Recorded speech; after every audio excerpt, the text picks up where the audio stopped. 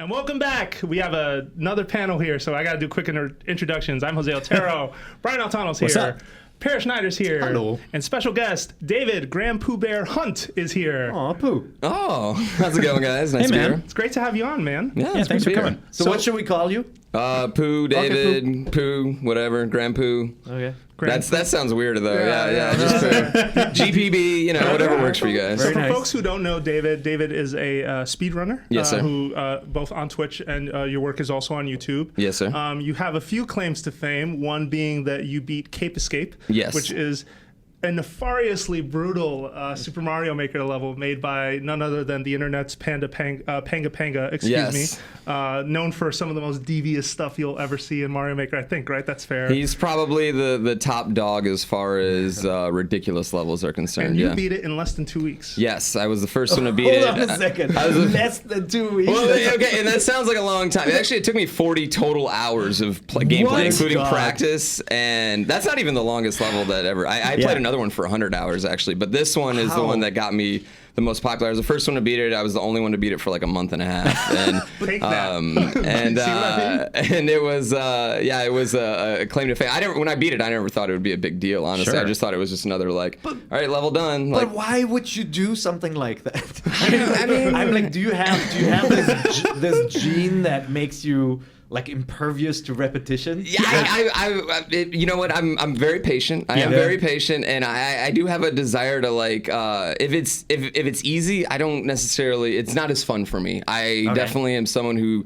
I don't want to say likes pain, but I definitely. Do you like hot candle wax on your skin? not quite into that, but I mean, not quite to that there extent. has to be at least a distinct level of stubbornness that goes with that. Oh right? yeah, for sure. There was there's definitely times where I think to myself, it'd be a lot easier to just move on and play something else. But I think once you, part of it too is you're doing it in public. So once you start, you can't stop. You can't get halfway through it and be like, all right, guys, I don't really feel like doing it. I can too. Well, are you familiar with sunken cost fallacy? Exactly. Yeah. I know I'm familiar with that. But It's basically like saying well, I put 40 hours into this, so I might as well put another 20 hours in because otherwise I lose the 40 hours. Oh, and that's it's Final like, but Fantasy you could lose 13. 60 total. It's like sunk cost. I get it. Yeah. So it's but do you get angry? Let's say you're 10 hours in and you keep on falling restart. You're really fast, I assume, at restarting. Yeah, lots of restarts. angry? Restarting's the number one thing. I think with speedrunning, the golden rule of speedrunning is resets get records. Right. So you're used to it. I think you're used to a certain amount of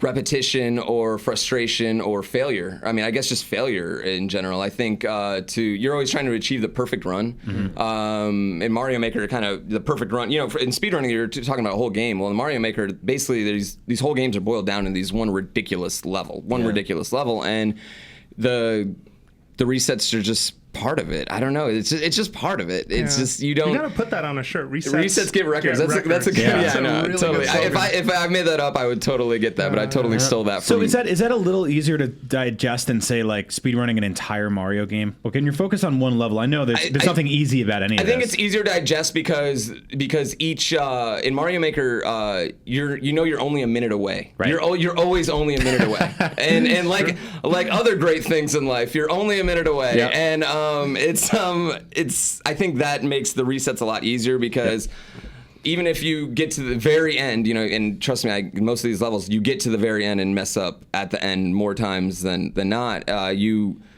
It's always just a minute. The next one's going to be the run, guys. Right. The next one's going to be the run, guys. Don't worry. And part of it, I think, for the viewers too, is the next one's going to be the run. Yep. They can't leave because if they leave even for a minute, they go to the bathroom. Every time I beat one of these levels, inevitably someone comes back and is like, "Oh, I missed it. I was in the bath. I was making cookies." And that's what happens. I was making cookies. No, but this reminds me of when I played your Mario Maker creation, Right. where I think it was just called Run. That was all because you couldn't think of anything else to Well, name. that was one of the Solid first. title. Thanks, man. It was one of the first Mario He had Maker 90 levels minutes to make it, To be so- fair, I didn't have to be very creative with the title. Nowadays, Yeah. that wouldn't stick out very well. But that level was so mean, and each time, if you ever watch the video, I am furious, but I'm trying to hold and also just like, okay, the next one is it. I got further and further and further, and then finally I did get through. It was like co-hosting a video with like a pot of water that was boiling that just had the lid on it. It was just like rattling. I'm like, this thing is gonna hit the ceiling and I took tissues. I was wiping my eyes afterwards. I was ready to pop. It got hot in there. Yeah. So you get the excitement though, Sure. and that joy, like expand that joy over 40, 50, 60 hours of something that nobody else has ever done in the world, and like it's worth it. Now you're changing the definition of joy a little bit. I know it's rough. It's an interesting feeling, but it's one I kind of fiend, I guess. See, when my water starts boiling, the joy just evaporates. And it's gone. Like, I just cannot do something that long. But I hear you back in the NES days, Super NES days. You had some games that had ridiculously difficult boss levels. Right. Yeah. Obviously, Dark Souls brought some of that back, right? Yeah. But like, it was so rewarding to finally beat the boss. Even if you did it with a glitch, you still had this like level of satisfaction. There was also, I think, like there's the sort of reasoning that goes with giving up on anything early now is that there is so much media to consume. There's so many things to do. There's so many different things you could be doing with your time. And back in the day, if you grew up on the NES or the Super NES, cartridge games and consoles, you would like rent a game or you'd get a game as a gift. That was your game. That was your game. And if you didn't want to play it, you were not playing video games. That was your only choice. And bear in mind that games were more designed after the arcade era, which was very much put in another quarter, put in another quarter. Totally. And even home consoles for a while, they kind of carried that mentality until people started to challenge that design and come up with other ways to hook you with what a game is. So that's another just fascinating part of it all, right? Like all of it started just around that there's a little bit of fun and I'm going to have for a little bit and I can die, but I can always start it over and try and see how far I get next time. Yeah, it's fascinating. I mean, I cut my teeth with NES and SNES, and I mean, I like Ghosts and Goblins, way more than most of the games that are made today. So that personally. gave you an understanding of pain at a very young age. Yeah. And sorrow. I think, and then the vulnerability of being a half-naked man running through a cemetery. Like you get touched once and you're in your boxer shorts. You're like, well, I got to deal with this. This armor was not that great. I don't know who made it, but it's not Valerian steel armor over there. There's such a brilliant idea to have you like lose your clothes and then you're like, you just feel so bad, you know? Yeah, I mean, Mario shrunk, which is like one way to do it, but Arthur just like straight up just going half naked. You're like, and you don't have to explain. You don't have to explain to the player that one more hit and that's it. Right? Like you can see it. It was very clear. Yet at the same time, when he had his armor on, it was a very heroic run and stride. But without his armor, it looked like a frantic crazy man in the middle of a cemetery, hoping to make it out. So brilliant. Just an observation, just one. It did. Yeah, but regardless of the semi-hard time these two are giving you, we do have tremendous respect for the amount of work that takes. Just want to make that like super clear.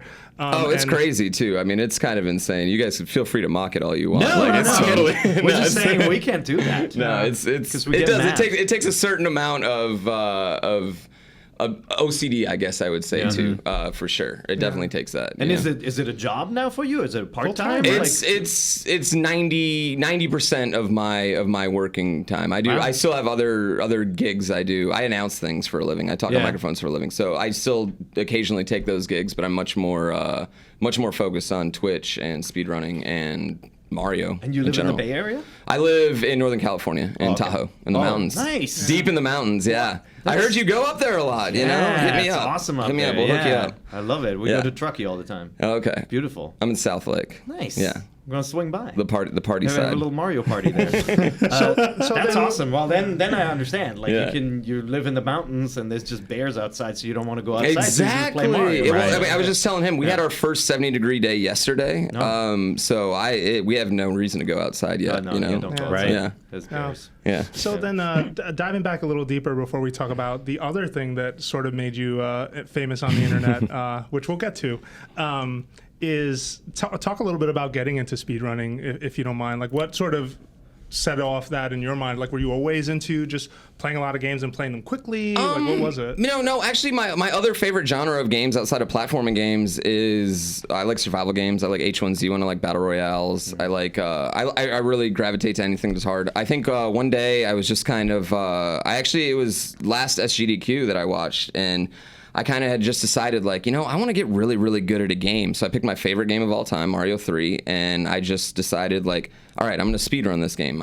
So I was like, all right, I'm going to play this as fast as I can. My first run, I didn't even finish the game. Mm-hmm. And then I started watching videos of everyone else doing it. And I found Mitch Flowerpower, who's now one of my best friends in the world. And I started emulating his strats and emulating what he did, and it was getting better and better and better and better. And then Mario Maker came out, and I discovered all the Panga levels and started playing those, and that just kind of increased me on Twitch and increased my popularity, and just kind of increased my focus to be I just want to play platforming games. That's what I like, Yeah. Totally. And specifically hard platforming games, Specifically, right? I very much so like hard platforming games. I like ROM hacks. I like Kaizo Mario World. Right. I'm the world record holder in Kaizo Mario 3 right now, unless Mitch took it back as we speak. As we're talking right now, he's trying to do it. So for folks at home, just two quick things. So SGDQ, we've talked about it on the show before, but it is summer games done quick. And then Kaizo Mario 3 is a mod that basically was made by someone in Japan that is these insanely difficult Mario levels. Before Mario Maker was a thing, Kaizo Mario was a thing. Check those on YouTube, because we've been talking about them for a while, even before Mario Maker came out, just as sort of an example of what we wanted to see.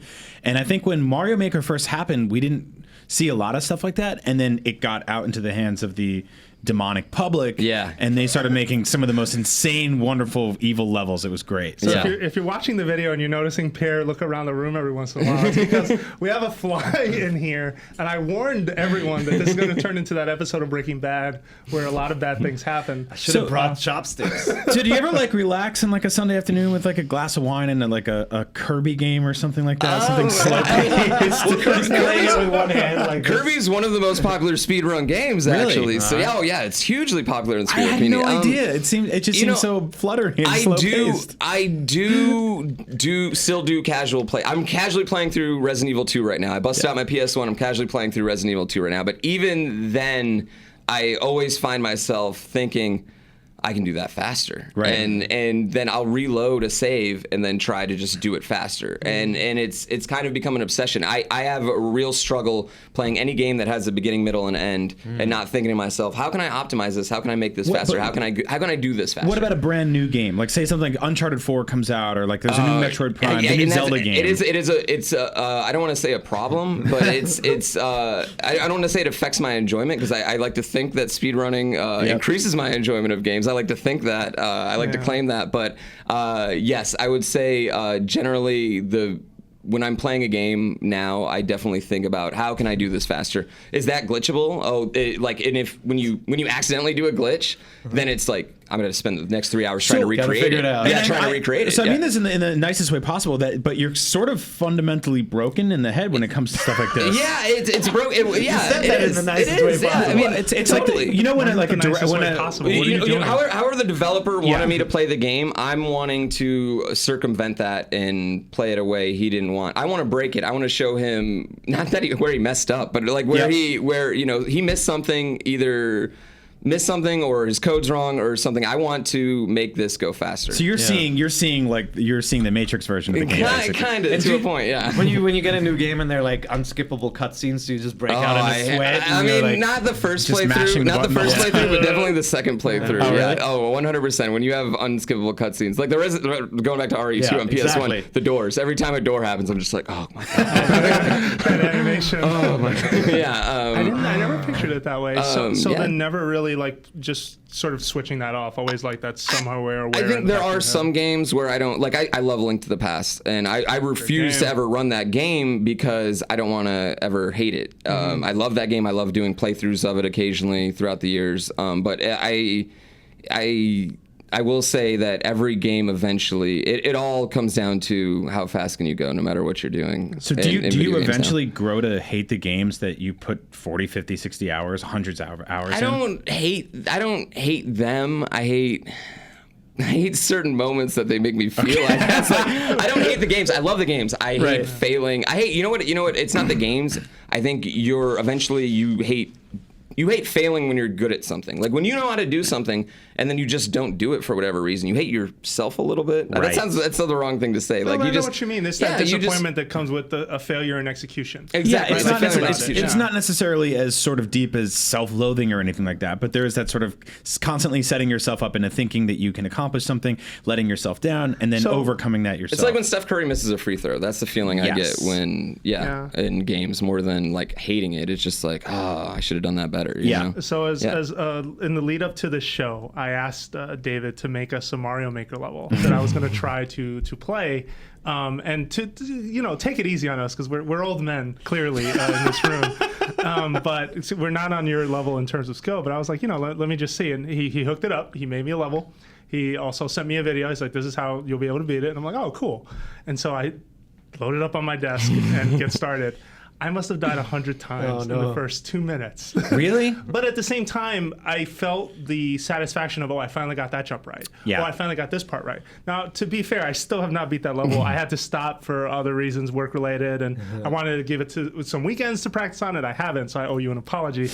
But I do kind of understand and can relate to what he's talking about because I almost don't want to lose to it. I'm just like, I can do this. If this can be done, I should be able to pull this off. Yes. And so that's why That's a what big you're thing. saying. Yeah. You don't want to. You don't want to get beat by a level. You don't want to get beat by code, and especially because in Mario Maker 2, it's like most of these guys now are the levels I'm playing. These guys are my friends. I've grown relationships with them, and real life relationships with them. I especially don't want to let them beat me because I know them. I don't. It's competition. Exactly. So do you now have this sort of tight network of people who are deliberately creating levels to inflict pain and endurance and damage onto the other people in the group of friends? Yeah, totally. I think, just like any other gaming community, Mario Maker community has its very, it's very dedicated fans, and then we were even broken down more into more niches of.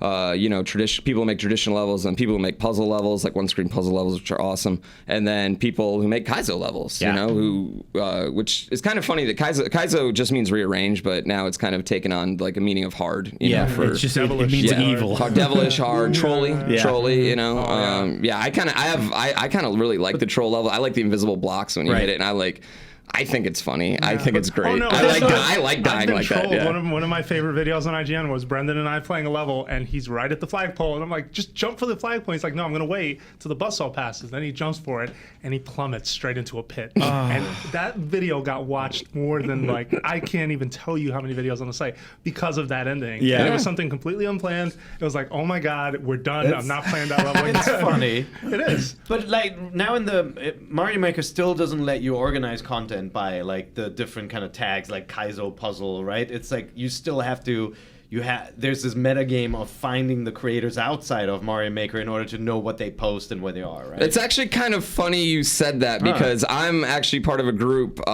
me, Mitch Flowerpower, Panga, Carl Sagan, and our friend Jakku and Triwave. I had to name drop all of them. How did Carl Sagan come out of that with a real name and everyone else got? Well, no, that's not his real name. He stole it from the famous astronomer, actually. Awesome. And what's funnier, even he's a scientist, but not an astronomer. He's a biologist. So a little strange. But good job, Carl. Actually, the only one who had Jakku's the real name. Wow. I know. The But Star Wars planet. We're making a website called makersofmario.com, which probably is going to get shut down after this goes out. It's basically going to allow you to a better database. We're going to allow you to tag things as one screen puzzle, Kaizo, super expert. Awesome. We're going to allow you to search for that. We're going to allow you to make playlists of all of these levels you want to do. So if you want to make a whole world, you want to make a whole game, your own game, you know what I mean? IGN can make it their whole game, put that playlist out. Everyone can just download it straight to their Wii U. We're also going to have a place for races where you can make a race. Like let's say you want to race him and you want to pick these specific levels. You can sign up on our website and do it all right there. So we're kind of, because Nintendo wasn't going to do it, isn't doing it, we just kind of decided to take it on our own accord and do it ourselves. Yeah. No, I like it. I like the approach too. Yeah, that's great. Yeah. So then, speaking of this community, and it seems like the relationship with Nintendo has kind of been all over the place because there have been good times and there have been rough times. Yeah. But none rougher than the morning of March 21st when you woke up, turned on your Wii U to play Super Mario Maker, and you discovered that all of your levels and basically all of the medals that you earned were erased. Yeah. So can you talk a little bit about, because this is the other thing in the room that a lot of people know. Yeah, that was my other big brush with internet fame, I guess, quote unquote, is that was you. Yeah, that was me. I got all my levels deleted. It was obviously a big deal for me because I spend many hours on these levels. So outside of just the hours on top of it, it became my job. It was kind of where I was making my income on Twitch and playing Mario Maker. When they took my levels was one thing, but they also deleted all my medals, which basically kind of labels you like a quote-unquote cheater. Well, obviously not a cheater. I was playing online. I played live in front of 200,000 people at AGDQ. Everyone knew I wasn't a cheater, so that wasn't that big a deal. But to the outside world, if you weren't familiar with reading all the gaming news, you wouldn't know that. You know what I mean? You would just think this guy you were following on the internet. And props to Kotaku, who reported the story and just kind of shared your side of what happened. So what happened? Okay, so this is the great part. So I called them to find out what happened, and they didn't tell me. They didn't explain to me why my levels got deleted. Originally, I thought it's because my name Pooh, and I had Pooh in some of my level names. Of course, there's a famous Earthbound character named Pooh. I'm sure you know that. They named their console Wii. Yeah, I mean, I could get into that. Well, that's what I originally thought. Okay, so that's what I thought. Like, okay, it's because I named Pooh.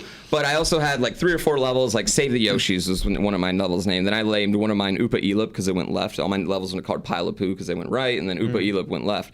So I was like, well, they deleted those too. So I called to figure out what would happen, and I got no response. I got a call back a week later, and all I got was Nintendo of Japan took them down, not Nintendo of America.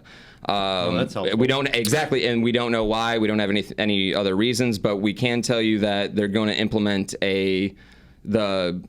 the reason why into the Wii U. That's all they could tell me was that they're going to give you reasons now from when they delete your levels. Well, for future, like if you ever get your levels deleted again. Exactly. If I ever get my levels deleted again. So and they mean everyone, like the general. And they did do that. And they did do that. And he told me we'll call you back again when we know what happened. Oh, so okay. So no, in a week later, I get one of those emails that says like, "Were you satisfied with your customer service?" And that was it. And that was the end of it. And they've never called me back. I've kind of given up on it because it's not really a fight worth fighting for me. Right. It took up too much of my time. It didn't exactly. A lot of people on the internet just think I was whining, obviously, which I completely understand that. It's a very trivial thing in the grand scheme of the world, but at the same time, in my little tiny world, it's your thing. It's That's my 400 thing. hours Exactly. But you also, I mean, whenever, and I'm sure like anybody who's ever left a comment on a forum and had that comment deleted, like you immediately go like, you kind of feel like violated for a moment, right? You're like, wait, what did I say? I didn't say anything wrong. Why did they ban me? Or like you're trying to follow somebody on Twitter and you're blocked. And you're like, I don't even know this person, right? Like, and so I totally understand your frustration. It just seems so weird that all of your levels will be wiped. It's also the idea of losing something that's so specifically connected to the exact pattern of creativity that you built for that singular piece of content. Like when you're same thing with like writing out an internet comment or whatever you're doing that's coming from you directly, like you can try to recreate that. And I remember when we made our Mario Maker levels, people were like, can you send me that level code? And we're like, well, we actually can't. No, yeah, because we were doing it on a pre-release version of the game, and so that stuff wasn't integrated into what became the online retail game. So we kind of invited people to recreate it themselves, but I mean, without any visual, and that's by then we already had a video up, but without something that's really backed up anywhere. You're just going by your memory, basically, and you're never going to get it the same. Or a lot of pausing on YouTube. Yeah. I mean, that's it's hard. Did you make glitch levels? Because I had a couple of levels. I had like 2 levels removed because they're glitch levels, but I just if I did. If I did, I didn't know they were glitches. It's very. I mean, very well they could have been quote unquote glitches, but I wouldn't have been. I wasn't aware that they're glitches. Not an invisible block. I think that's another thing though to go in Mario Maker. They've actually changed like how physics engines work in the game since then. So like P switches. I don't know if you guys know this, but P switches operate very differently from when the game was first released, and you can actually see it if you play a level that was released day 1, then play a level that was released after the patch in January, and then play a level that was released now. There's actually 3 different physics engines in Mario Maker right now. Interesting. Like the way you throw the P switch? Okay, no, like the way you jump off it. So so you used to be able to jump off and you had about 10 frames, about 1/6 of a second to go boop and jump off of it. Yeah. Now you have about 1 frame right at the beginning, then you have a 4-frame pause, and then you got about 2 frames at the end, which is very, very awkward to jump off of. Made it extremely hard. Just in this last patch, they actually took out. You used to be able to, if a spring was sideways, you used to be able to jump on the spring and then jump up like off of it, like it would push you in and then you could jump up. So you could do like these cool like tricks where you jump on the spring and kind of go up and like climb up spring walls. Oh, and they patched that. They completely took it out. Yeah, they completely took it out in the last patch, but they don't tell you, they don't give you patch notes, you don't know. So if you had a level with that, that is what Nintendo considered a glitch. But how would I know that's a glitch when I just thought that was like a cool move, a cool tech move for me to do, you know? Yeah. So how would I know that it's a glitch? So I very well could have had glitches, but I don't know that. That like a lot of the community, I feel, especially the hardcore community, looks at things like this. Exactly. This is a technique. This is something cool that's what can be done by a higher level player, and it maybe isn't intended for like an entire audience, but it's still like something that's in the game and therefore is fair play. But that's where, I feel like Nintendo's motivation is, of course, hey, we want this game to be playable by everyone. You're creating a level that can cause frustration because a normal human being can't beat it, right? Yeah. Because they know the rules of Mario, but they don't know the special rules of Mario. But that's fair. That's where I feel like categories would help so much. No, categories would, and it's also the fact of like, hey, you made this thing that people can make whatever they want in it, and you know what? There's also a bunch of garbage levels that were just poorly made because they're not designers. You're not deleting those levels just because they played by your rules. You know what I mean? Like I can see the frustration in that other side of the coin as well. A well-made level. Even the level I gave you, actually, it has a glitch right in the middle of the level. I don't know if you saw, but where the bomb, you shoot the bomb with a fireball, and then the bomb goes through the bullet bill launcher, and it shoots up to the top. I'll probably, once that level goes up, I'll probably get all my levels removed again. Once that level goes up, simply because of that.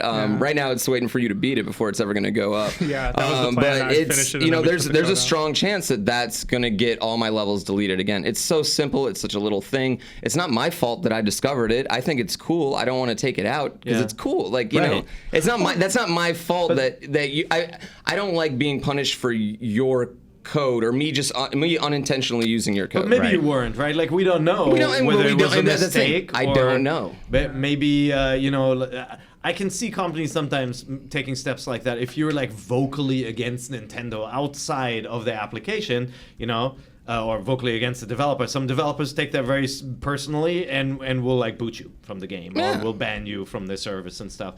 Like, it's really tough to tell without them telling you. It's strange they didn't tell me, and it was just my levels got deleted, my medals got removed, but I could still play the game. I could still upload. I could still upload new levels. So I didn't. Yeah, I didn't get flagged for anything. My account wasn't in any bad standing. It was just a very much like, we're erasing your history from this game. And I think that's the other part of this. We're kind of dancing around it, but it is the lack of communication, right? Of making it clear what the rules are in this house for something like this to happen. And in Nintendo's, for example, one of the things you'll see that was constantly quoted in the Mario Maker community was if something was considered inappropriate, it would be taken down. But what is the definition of inappropriate by Nintendo standards? Like, that wasn't really made clear. And so this has been a struggle somewhat. Now, to their credit, they have sort of called you back and tried to hear out everything that you've had, like the entire experience. I gotta, like, the Nintendo of America customer service was incredible. They were awesome. Shout out to Alex. Yeah, they didn't have an answer, and I think that more kind of speaks to the Nintendo, like Nintendo of America being kind of just a mouthpiece, they don't Nintendo Japan makes decisions and America kind of has to follow suit, or at least communicate back what's going on this side. And if they didn't have like a moderation rule system in the game, then like you couldn't even call up PR at Nintendo in Japan and they wouldn't know, right? Because somebody on the community moderation front did something. Yeah, somebody somewhere in the world hit a button. All of Maybe your work disappeared. Possibly. Totally possible. No, that's totally possible. Making them play a level that took 60 hours. Exactly, that's totally could have happened. Like, I could have like flushing this poo. Maybe I. He said that. But that's the thing, is that it's a total possibility, and I mean, it's hard for me not to even like question, like, was I targeted? I mean, it's a silly thing to think, but your paranoia starts going on. You start trying to make excuses for whatever reason. Then what was the reaction online, if you don't mind me kind of diving into that part? Like, was it just very much, oh, this is happening, or what were people telling you? Oh, well, like community members or like people, just people on the internet. It was very varied. I mean, I think a lot of people. I think there's a lot of backlash just by the general population of people who quote unquote play video games for a living. I don't think anyone would ever understand the amount of time I put into it. I mean, outside of like the 40, 50 hours a week I'm online. There's also massive amounts of practice for me to stay good. There's, networking. There's coming down to do great talk shows like this. There's tons of stuff that goes into it. There's, keeping track of your equipment, everything else. It's a lot of work, you know what I mean? So I think you're automatically going to face a lot of backlash because people think you're just lazy in general. Yeah. There's a stigma to playing, quote unquote, playing video games. I'm sure you guys just writing about video games have heard it in your life too. Yeah. I mean, exactly. It's just it's easy to think that like you don't do anything, but you just kick your feet up and because there was that old DeVry commercial where those guys are testing. Oh, tighten up the graphics on level 4, and they're like, we get to play video games at work. It's awesome. And it's like, well, somebody had to make level 4. That's the guy who's not on camera. Exactly. He's not there. He's in the back. So I think it was tough. It was a backlash. It was also probably my first time where I've ever done anything and just people really hated me on the internet, and that was a tough thing to deal with. I wasn't ready for that. I wasn't ready for the review some games. Oh, God. I'm actually surprised you had such a backlash terrible. Because I mean this happened around the same time where there wasn't the most positive perception of Nintendo stuff on the internet. They were claiming videos on YouTube. There was I think it was when was this exactly? What month? March 1st. Yeah. So I just know that in general there's been this sort of kind of weird slow backlash against Nintendo as a company for not being part, sign of the times and all that stuff like that, doing their own thing. So I'm actually surprised that more people didn't come to your defense and be kind of like, hey, this is a very archaic practice. What's going on? Yeah, here? I mean, some people definitely did, and I think the nice comments never sit in your mind. It's always the comments are like, you need to go in a hole and die. Those are the ones that sit in your mind. And I think just also being my first experience. Now I don't care. Now be mean to me on the internet. You get thick skin very fast. Exactly, you do. Like it or not, that's part of it. Yeah, totally. But it was a bit jarring, and it was also just it was hard to understand. It was hard to convey my story that hey, I'm not whining here. I'm not being pouty about this. This is my life. This is my job. This is my career, and they're not. They're stifling my creativity in some ways, my entrepreneurship. They're stifling me being able to take care of my family in some ways. Granted, it probably ended up all working out better for me in the long run because I did get, Kotaku did the article on me and I've got press, and now I probably wouldn't be here if it wasn't for that. But that's how we met. Exactly, exactly. But maybe you erased the levels yourself. Yeah, actually, there was a whole Reddit thread about that. What? That maybe I made that up. That's not real. No, there was a whole Reddit thread that maybe I did it just to get which I thought that was the best one. Well, mission accomplished, dude. I know it's worked out for me. Obviously, I knew what was going to happen. I knew. Wow. So you were at was last year your first awesome game or games done quick? Yeah, this past January was my first awesome games done quick. So I was very, very lucky to get in. This past January, in fact, so I was raving on this show at least about my favorite event was the blind Super Mario Maker race, where basically levels were made and two teams had to go at it, see who finished it first. I had no idea because I didn't know that you were on there in the following event, which was the hard Mario Maker race. The hard Mario Maker race, the Kaiser level. This year, you were going to run the blind race. Yes, they didn't accept our hard Maker race this year, so I had to regulate myself to the easy levels, I guess. Oh, I'm just joking.